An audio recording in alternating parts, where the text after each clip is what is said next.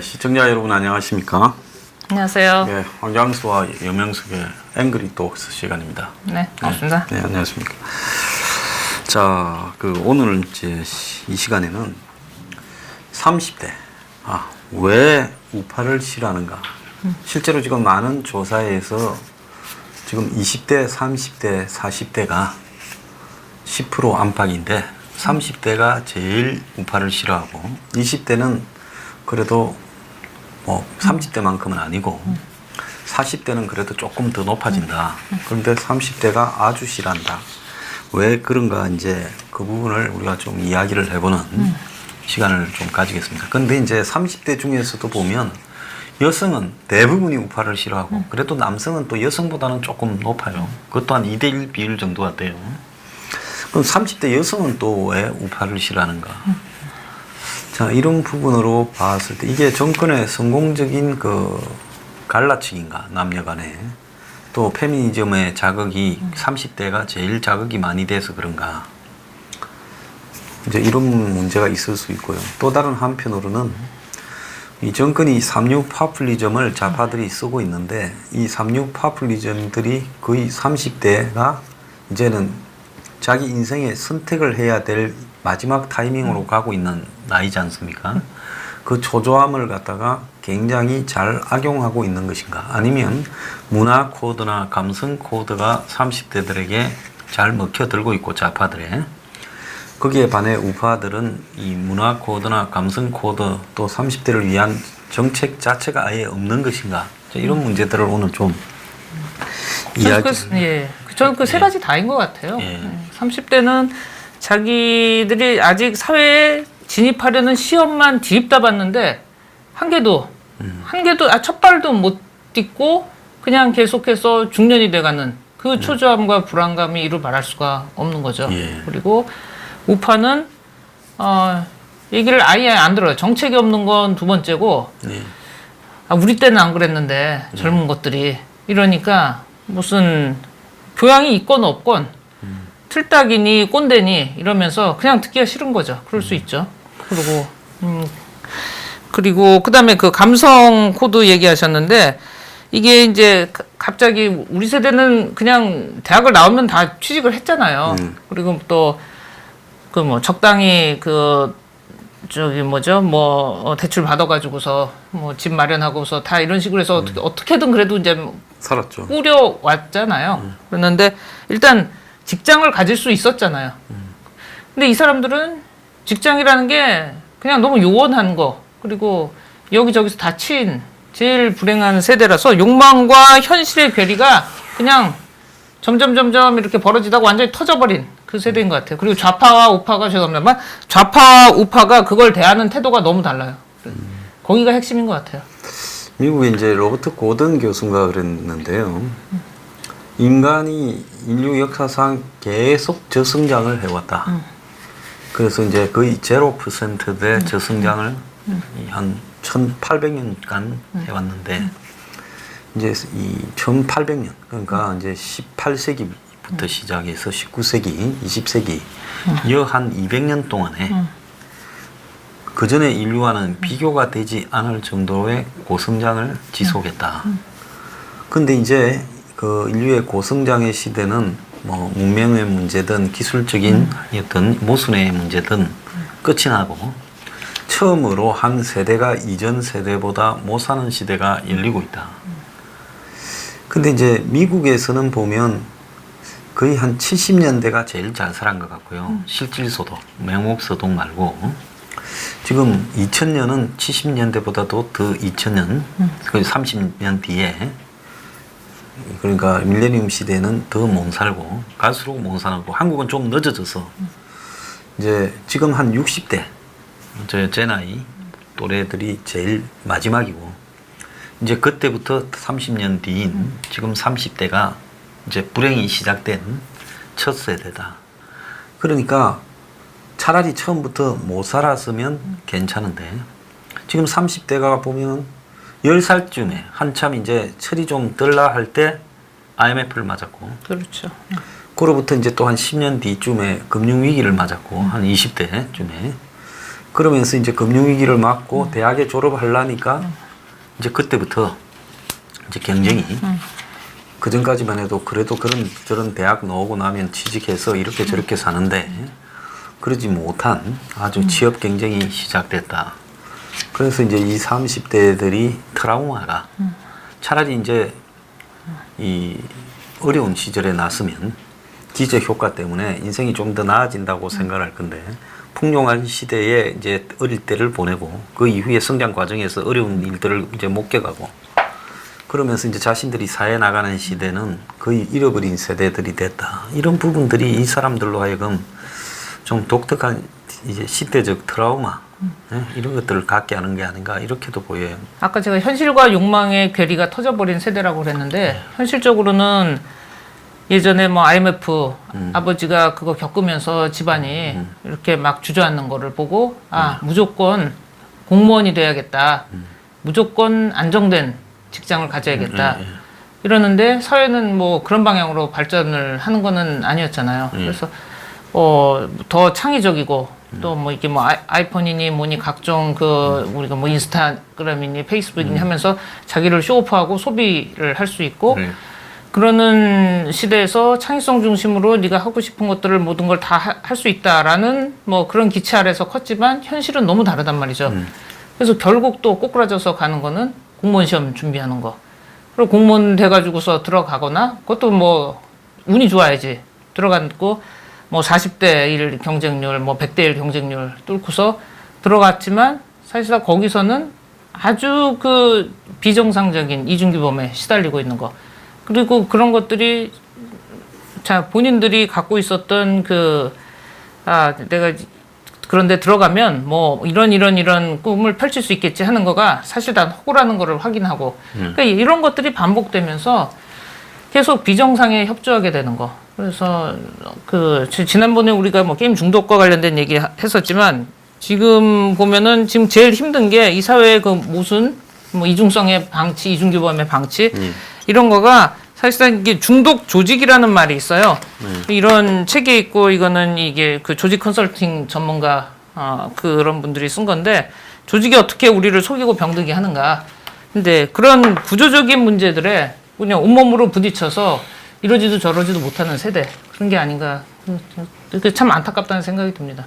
이제 한 100여 년 전에 100여 년까지는 아니고 이제 한 8, 90년 전에 비슷한 세대들이 하나 있었는데 우리가 이제 소설이나 영화에서 보는 그 위대한 개첩이 영화에 나오는 그때가 이제 미국이 1919년 그 1차 대전을 거쳐서 이제 2차 대전까지 가기 사이에 이제 금주법이 만들어지고 대공황이 이제 올라가기 직전에 흥청망청했는데 빈부격차는 아주 심해지고 불안 속에서 이제 번영처럼 막 새로운 과학 기술들이 등장하면서 그때 이제 혼돈된 사회상을 갖다가 이제 스콧 제랄드가 쓴 소설이 이제 위대한 개첩이고요.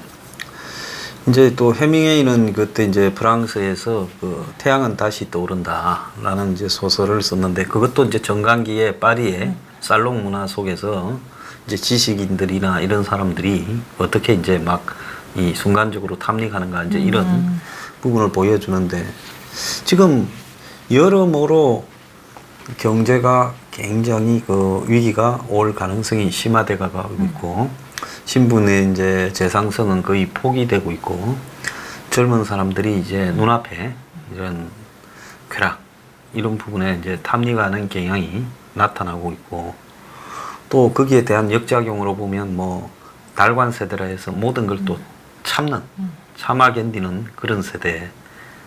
그리고 이제 또 한편으로 보면 저게 마치 이제 희망이 그죠. 조그마한 공기업에 이제 들어가거나 공무원 하거나 무슨 심지어 경찰이라도 하는가. 그는 이제 이 사회에서 낙오 안 되는 부분이고 거기 들어가면 이제 낙오에서 면할 수 있고 거기 못 들어간 사람들은 낙오돼 버리는.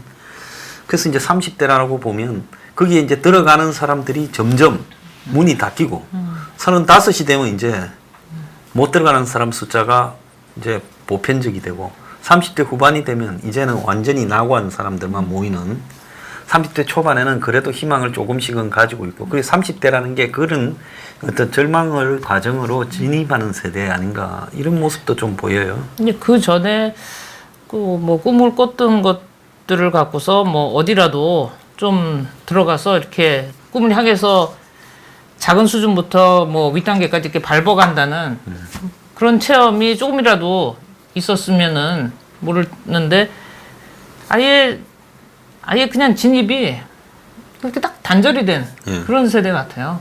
그래서 도대체 누가 이렇게 만들었고 또 어디서부터 뜯어 고쳐야지 되는 거야. 그리고 지금 뭐 정권이 바뀔 때마다 매번 이 뭐 젊은 세대들을 위해서 무슨 뭐 벤처 활성화를 한다든지 뭐 지원을 한다든지 이러는데 과연 그들에게 맞는 지원을 하는 건가? 그들이 원하는 게 그 돈 몇 푼 나눠주는 건가? 그거 아니잖아요. 일자리를 구조적으로 안정되게 그렇게 만들어줘야 되는데 그러려면 지금 있는 이런 시스템들을 정말 빨대들이 줄줄 여기저기서 빠져나간다는 거, 빨대들이 꽂혀 있고 줄줄 잘못 새 나간다는 거.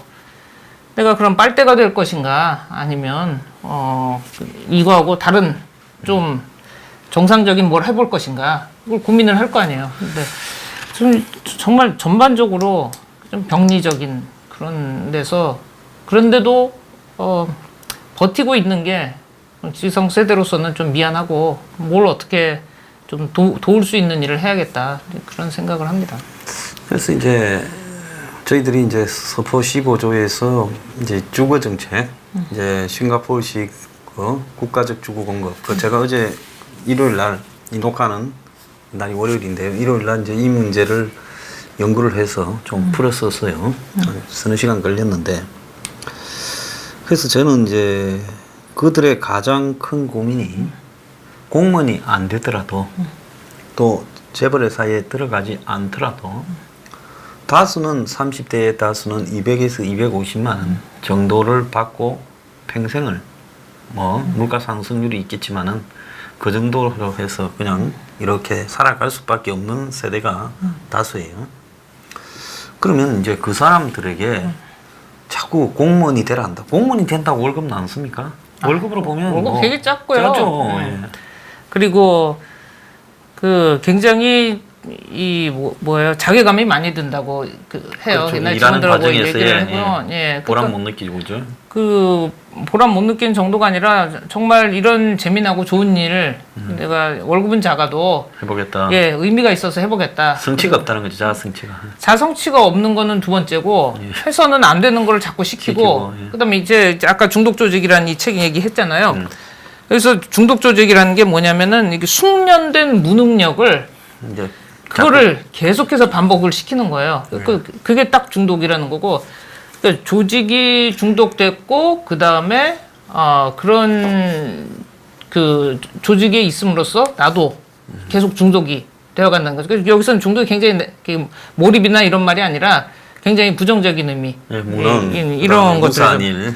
그렇죠. 그래가지고 뭐 회의장이나 뭐 이런데 뭐 자문회나 뭐 이런 것들 협의체 이런 것들은 다 꼼수가 되는 거예요. 그러니까 저만 이런 것들을 느끼거나 우리나라만 있는 건가 했더니 사실 이게 조직 그 진단을 하는 사람들은 이런 것들이 이렇게 뭐 하나의 이렇게 테마로 해서 그 정도를 재는 모양이에요. 책에 나온 걸 보니까. 그래서 회의장이나 여기 그 책에 나오기는 회의장 같은 데서 이렇게 회의를 하는 게 의사소통 이런 거를 위한 거가 아니라 분노나 갈등을 이거를 이렇게 연피하는 거야. 핑계 대기 거기에 위해서. 대해서 여론 뭐 공청회를 하고 청문회를 하고 세미나를 했더니만 척하기 위해서 전문가들이 또 위해서. 조언하기를 자문그룹이 하기를 이렇게 말하더라. 그리고 이제 내부에 있는 모순을 말하지 못하게 하고 하는 거. 그럼 모순을 말한다는 거는 하는 순간 너는 이게 내부 비밀 유지법을 어겼다. 이래서 이제 또 처벌을 하거나 하는 건데 딱 지금 우리가 처한 현실하고 너무나 비슷한 거죠. 그래서 이것들을 매일 그날 그 하층에 있는 공무원들이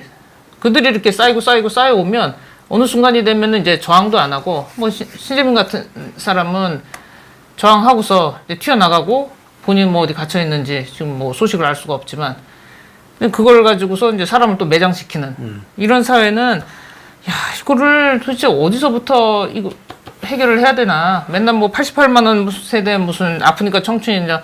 욕 나오죠. 네가 아프든가, 네가 그 돈 받고 살거나, 뭘 뭐 위로도 아닌 거를 그거 그런 감성 가지고서 누구를 꼬시려고 하냐 하는데 그나마 위로라도 하기 때문에 둘 중에 어디 택할래? 그러면 나는 그래도 이 정권이 뭐 이전이나 지금이나 어차피 내 팔자 나쁜데 나는 그래도 이제 문정권이 더 일이라도 낫지 뭘 이런 식으로 말할 수밖에 없다는 거예요. 그러니까 이 차선이라도 고르는 게 아니라 차악을 고르는 부분에서 자신들의 입장에 봤을 때는 좌파 그리고 나쁜 파퓰리즘 정권이 그래도 위로라도 해주는 말이라도 거죠. 해주고 그렇죠. 돈이라도 나한테 돌아오든 안 돌아오든 뿌리려고 한다.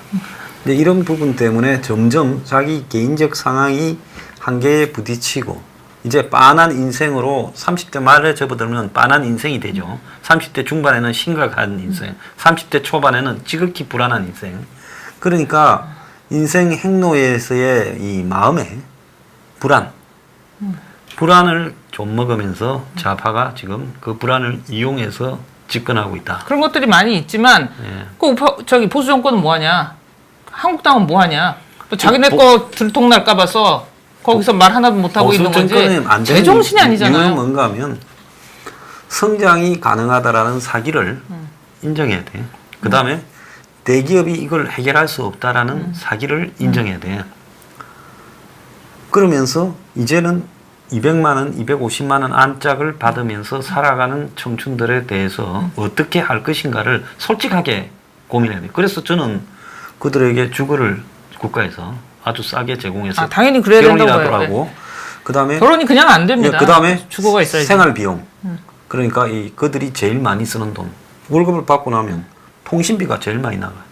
통신비 그다음에 연애 비용. 연애 비용 그리고 또 뭐 예를 들어서 차가 있으면 차, 휘발유, 보험료 이런 것들이 이제 주로 대부분 독과점, 담합 비용이거든요. 그래서 이게 지나치게 비싸다. 그럼 이런 생활 비용을 낮추고 그다음에 주거를 제공하고 그래서 그야말로 아주 적게 벌더라도 안 빈낙도하게 살 수 있게 만드는 거. 인생이라는 게 별거 아니다. 별일 안 생기고. 한 집을 줘야 결혼하고 애를 낳고 키우고 할 거 아닙니까? 그러니까 그 부분을 갖다가 이제 해야 되는데 그럼 보수가 왜 안 그러냐?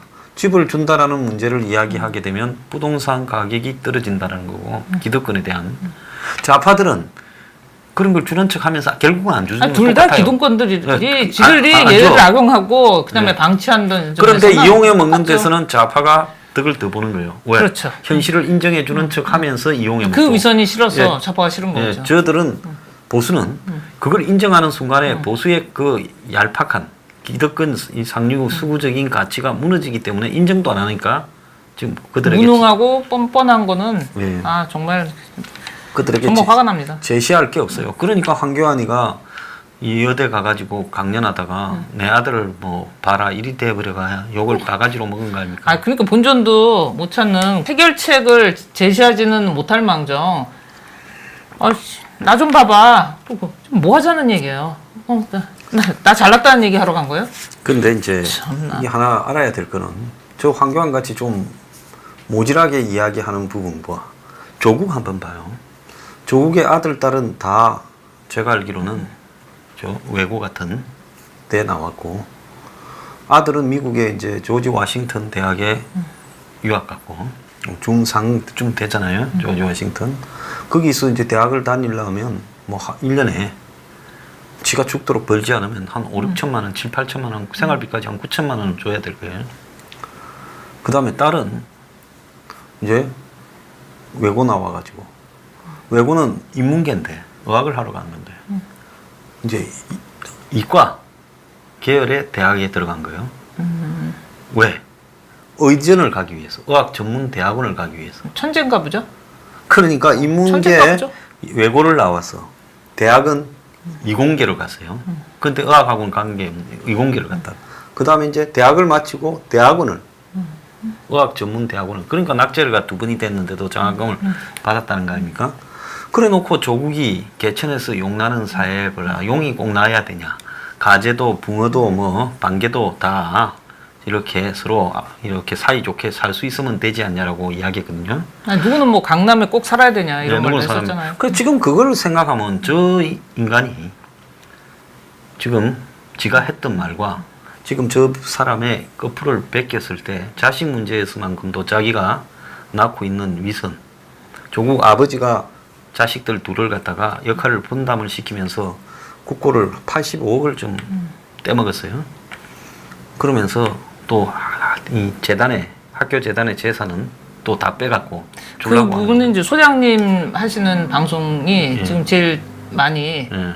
하고 계시고 제일 정확한 것 같아서 그 도표를 그려가면서 좀 봐야 될 것 같아요. 하도 복잡해가지고서요. 그러니까 이렇게 저기 공부를 많이 하신 분도 복잡하다니까 제가 이걸 갖다가 외우고 살라고 하니까 저도 돌아버리겠습니다. 근데 중요한 거는 이게 얼마나 위선이에요. 말은 진짜 청춘들을 위로하면서 그러면서 저 자식들이나 지 집의 돈은 아주 그냥 저렇게 뻔뻔할 수 없을 정도로 챙기면서 아프니까 청춘인데 니네만 아파라. 54억인데 딸내미를 갖다가 장학금을 200만 원씩 받아갔다지 않습니까? 재산이 54억인데. 그러니까 니하고 내하고는 신분이 다르다라는 부분이 전제된 가식의 위로죠. 전 더 저기 충격적이었던 거는 최근에 그 문준영이 무슨 교육부 납품을 했다는 건데 이게 수의계약이니까 상관없다 뭐 이런 식으로 어느 쪽에서 쉴드를 쳐주는데 그렇지 않아요. 2천만 원 이하는 수의계약인데 수의계약 할 때 사유가 분명해야 돼요. 왜 퀄리티가 있는 기업이냐. 예, 그렇죠. 그다음에 그 경력이 뭐냐. 그다음에 상품 네. 체크하자. 그다음에 비교했던 거. 네. 이전에 들어왔던 퍼포먼스, 뭐 캐리어 이런 게 다 있어야지. 다 있고, 예. 그다음에 트랙 레코드도 있어야 되고. 그런데 뭐 양산에 있는 뭐 시골집에 거기 컴퓨터 몇 대가 들어가는지 모르지만 그 혼자서 거기서 있지도 않았겠지만 있다고 쳐도 뭐 엔지니어랑 뭐가 나와야 되잖아요. 예. 뭐 하나도 없잖아요. 그냥 1인 기업으로 예. 하고. 그럼 여기가 뭐 지금 수만 명이 그런 코딩하는 그 사람들이고 그런 사업들을 하는데 저 분야마다 조금씩은 다르지만 그거야 뭐 변형 가능한 거니까. 그리고 프로페셔널한 진짜 그 코딩 전문가들이 많은데 여기서 어떤 기준으로 뽑았다는 건지. 그리고 가장 놀라운 거는 제 20대 30대가 아님에도 불구하고 지금 제 나이에도 2, 3학 경쟁하는 나이는 지났잖아요. 그럼에도 이제 야 그래도 아빠 잘 둬서 좋겠다. 부모 잘 둔 것도 뭐 실력이야. 그러든 뭐 정유라는 그 난리를 쳐놨는데 똑같잖아요. 내가 누군지 우리 아빠 누군지 모르는 사람은 없다라느니 이게 무슨 말을 하는 건지. 그러니까 한마디로 사람이 자기들이 그렇게 하는 게 있으면 과거 같으면 입을 다물고 좀 숨기라도 해야 되는데 이제 드러내고 조롱을 하고 또 이 아주 삼류 험악한 가식을 들고 있는 것도 있어요. 얼마나 상처예요. 가재하고 붕어고 반개들은 끼리끼리 그냥 개천에서 잘 살면 되지. 모두가 용이 되려고 큰 강으로 올 필요 없다. 이 소리 아닙니까? 그 형용사가 아주 정확하다고 봅니다. 험악한 가식. 예, 험악한 가식이죠. 그래서 사실은 이게 어설픈 위로보다도 훨씬 더 이 나쁜 일이죠. 자, 그래서 우리가 이제 여기 30대들이 세상을 바라볼 때 저는 그들만의 어떤 방향을 잡아야 된다. 남에게 휘둘리지 말아야 된다는 거예요. 이게 좌파든 우파든. 그러면 그들만의 방향이 뭐냐라고 봤을 때 지금 자기 삶은 이전의 어떤 삶의 방식과 한 세대 전의 방식과는 완전히 달라졌다. 그리고 불행해진 첫 세대가 되었다라는 부분을 인정을 하고 거기에서 어떻게 우리가 우리의 이 처지를 개선하기 위해서 냉정하게 현실적으로 이 세상을 바라볼 거냐. 거기에 이렇게 집중하지 않고 그냥 어디 문바가 돼가지고 무슨 달창이니 이런 거나 한다든지 뭐 이래 되면 제가 볼 때 영원히 그 현실을 개선할 수 없지 않겠습니까? 대부분의 30대는 사실상 굉장히 냉정해요. 네. 달창은 좀 시간 많고 할 것도 없고 네. 그래서 하든지 아니면 다 시민단체 허울을 쓴 또 무슨 뭐 그런 저기 뭐예요 그 키보드 워리어들은 다 연계해가지고서 뭐라도 보조금이 나오는 그런 것들과 연결이 다 되니까 뜯어먹는 구조 속에 있죠. 그 구조가 있으니까 가능한 거고 사실 정상적인 대부분의 30대는 이게 우리가 지금 그 정파 논쟁에 들여다볼 시간도 없고 거기 휘둘리는 것 자체가 치욕스럽다.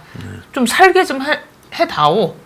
좀 일이라도 잘하면 그러니까 100가지 다 못하는데 일이라도 잘하면 난 그쪽을 찍겠다.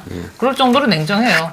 그래서 자신들에 있어서의 삶이 그래도 나락으로 추락하지 않고 그래도 최소한의 인간적인 삶이라도 유지하려면 뭘 추구해야 되는가에 대해서 30대가 스스로 고민을 좀 이렇게 해야 된다고 봐요.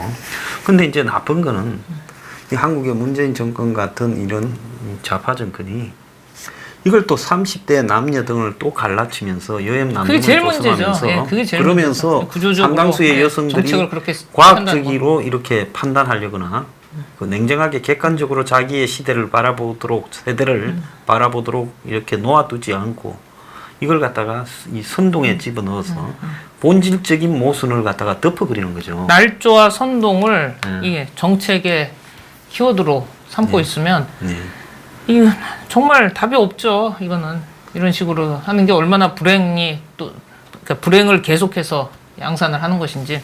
그래서 이제 시대에 대한 고민이나 인문학적 고민이 필요한 이유는 그 고민을 하게 되면 문제가 어디에 있는가라는 부분을 이해하게 돼요. 세상의 기술의 변화와 사회 시대의 변화, 문명의 변화 속에서 우리가 불행해지는 세대가 되었다. 근데 우리가 단순하게 몇 가지로 더 잘 살 수 있게 되는가? 일자리 창출, 청년 일자리 그런 건 없죠. 청년 일자리도 없고 일자리 창출도 될 수 없어요. 그러면 그 사람들은 어떤 행태로든지 지금 삶에서 최소한의 안전장치들을 이렇게 국가적 합의로, 사회적 합의로 만들어주는 방법밖에 없다라는 겁니다. 그렇죠. 그렇게 해야죠. 국가가 나서야죠. 보수는 성장으로 사기를 치고 좌파들은 그들에게 이제 품돈 뿌리면서 한마디로 갈라치기로 사기를 치고 있다. 그런 거 아니겠습니까? 감성적인 쇼로요. 그래서 이제 이런 그리고 그 점에서 그 30대 냉소, 그다음에 그 정치에 대한 완전히 그 저기 완전한 무시. 이거는 그런 대로 생존 본능이라고 그렇게 봐야 될 것 같아요. 생존 본능이라고 봐야 되고요. 근데 이제 문제는 이 정치에서 비롯된 문제가 아닌 게 별로 없듯이 결국은 해결책도 정치 속에서 찾아야 당연하죠. 되는데 그래야 됩니다. 네, 그게 이제 정파적 정치라든지 단순한 좌우 이런 부분이 아니라 그래도 유럽에서 보면 뭐 해적당이나 인터넷 정당들을 그들이 만들기도 하고 그러면서 이제 실질적으로 원내에 진입하는 젊은이들이 굉장히 많아져요. 20대, 30대 국회의원들도 많아지고요. 그러면서 이제 뭉쳐서 자기 이슈들을 갖다가 포퓰리즘 행태로 제기하기도 하고 하는데 이제 한국의 30대들은 이 정치판에 거의 아주 상징적인 애들 그냥 그것도 제대로 상징도 아니죠. 대표성도 없고 이용해버리면서 마치 당의 무슨 청년위원, 무슨 청년 조직 그리고 뭐 비례대표 한두 개 이런 걸로서 악용하고 있죠. 자, 이제 이런 부분에서 그 청년 세대한테 근데 그렇게라도 들어오셔서 일단 들어와서는 좀 이렇게 전투적으로 보이스를 좀 냈으면 좋겠어요. 아니 안 하죠. 그런 애들이 왜? 거기에서 선택을 받으려면 거기 얼굴만 나이만 젊었지 실제 하는 거는 기성 이상을 한 친구들만 선택이 되니까 그 애들이 선택이 되고 나서 굳이 이 30대를 돌이켜 볼 필요가 없이 자신의 정치 생명 연장만 이렇게 생각하면 되죠. 이 사회가 바뀌는 속도가 너무 빨라서 생각 잘해야 될 것 같은데 그분들 젊은데 아직. 그래서 이제 이게 세대 간의 대결을 몰 필요도 없어요. 지금 한국에 뭐 60, 70대가 불행해지고 있지 않습니까? 그 일본 같은 경우에는 회사형 인간이라 해서 80년대까지는 회사에서 인생을 거의 책임져 줬는데 90년대부터 책임을 안 져줬잖아요. 그러면서 그때 이후에 한 20년 만에 일본 사람들이 얼마나 의식이 변화했는가를 보면 엄청나게 변했더라고요. 일본의 젊은이들 의식이요. 그래서 삶의 방식이 바뀌고 있는 부분이 생기고 있다.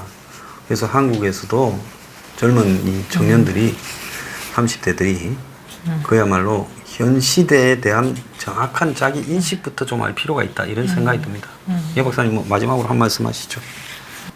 뭐 이거 너무 그 무거운 얘기라 뭐 특별히 제가 뭐그 마지막 마무리 말씀을 드릴 거는 뭐 특별한 거는 없지만 지금 청년이 미래 아닙니까? 그리고서 우리 그 이전에 앞서서 선배들은 동생들 그다음에 또 아가들 그들 좀 발 뻗고 살게 해주는 거 그게 우리 의무라고 생각을 해요. 우리들도 그 이전의 세대들이 그렇게 해서 나라 지켜서 우리한테 넘겨주셨듯이 이런 청년 세대의 아픔과 힘든 이런 상황은 이게 무슨 진보냐 보수냐 또 뭐 좌파냐 우파냐 이런 이념의 문제로 해결할 거는 절대 아니라고 보고요. 이들 다 기득권입니다. 이 약자들 맨날 약자 파리해가지고서 그 표 모으는데 신경 쓸 게 아니고 사회를 합리적으로 발전시키기 위해서 무엇이 필요한지 그리고 어떤 정책을 정말 정상적으로 해야 되는지 이미 있는 것 가지고서 정말 그 빨대들만 다 뽑아내고 있는 것만 제대로 굴려도 사람들 살 수 있을 것 같습니다. 예, 오늘 좋은 말씀 감사합니다. 네, 감사합니다. 마치겠습니다. 예.